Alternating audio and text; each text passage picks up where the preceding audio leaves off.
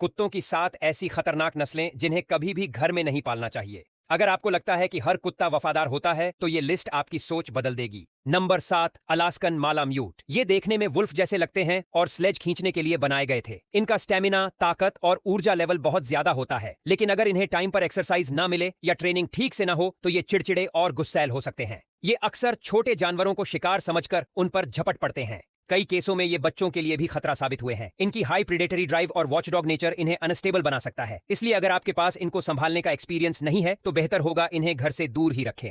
Number 6, बुलमास्टिफ। ये भारी भरकम डॉग दिखने में शांत लगते हैं, लेकिन अगर किसी बात पर उकसा दिए जाएं तो इनके एक अटैक से ही बड़ी चोट लग सकती है। इनकी बाइटिंग फोर्स लगभग 550 PSI तक मापी गई है, यानी ये इंसानी हड्डियां भी तोड़ सकते हैं। ये काफी प्रोटेक्टिव होते हैं और अगर इन्हें लगे कि इनके मालिक को खतरा है तो बिना सोचे समझे हमला कर सकते हैं। अगर बच्चों या बुजुर्गों के साथ घर में हो तो इनका अनप्रेडिक्टेबल नेचर बड़ी परेशानी बन सकता है, इसीलिए इन्हें पालना रिस्क लेने जैसा है। Number 5, American bulldog. ये डॉग्स मसल्स से भरे होते हैं और प्रोटेक्शन के लिए पाले जाते हैं, लेकिन इनकी ताकत ही इन्हें खतरनाक बनाती है। अगर सोशलाइज ना हो पाए या ट्रेनिंग मिस हो जाए तो ये अजनबियों पर हमला कर सकते हैं, कई बार खुद के मालिक पर भी। ये बच्चों को अक्सर खेल की चीज समझ बैठते हैं और उनका बिहेवियर कभी कभी काबू से बाहर हो जाता है। खास बात यह है कि इन पर बैन लगाने की मांग कई देशों में उठ चुकी है।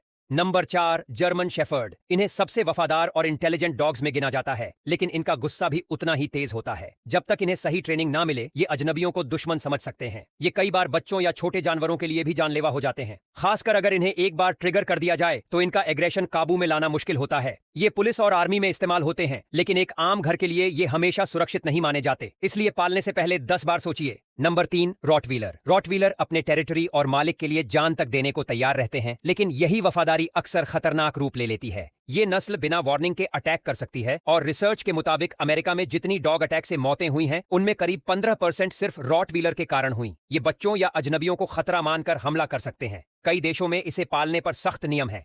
नंबर 2, डोगो अर्जेंटिनो। इस डॉग को जंगली सुअर और पहाड़ी जानवरों का शिकार करने के लिए बनाया गया था। इसकी बाइटिंग फोर्स और फुर्ती इतनी जबरदस्त है कि इसे कई देशों में पालतू के तौर पर बैन कर दिया गया है। डोगो अर्जेंटिनो का नेचर डोमिनेटिंग होता है, मतलब ये अपने मालिक की भी नहीं सुनते। भारत जैसे देश में जहां ज्यादातर लोग डॉग ट्रेनर नहीं होते, वहां इस नस्ल को पालना किसी टाइम बॉम्ब को घर में रखने जैसा है। इनके हमले अक्सर जानलेवा साबित होते हैं। Number 1, pitbull terrier. और अब बात उस नस्ल की जिसे दुनिया की सबसे खतरनाक डॉग ब्रीड माना जाता है।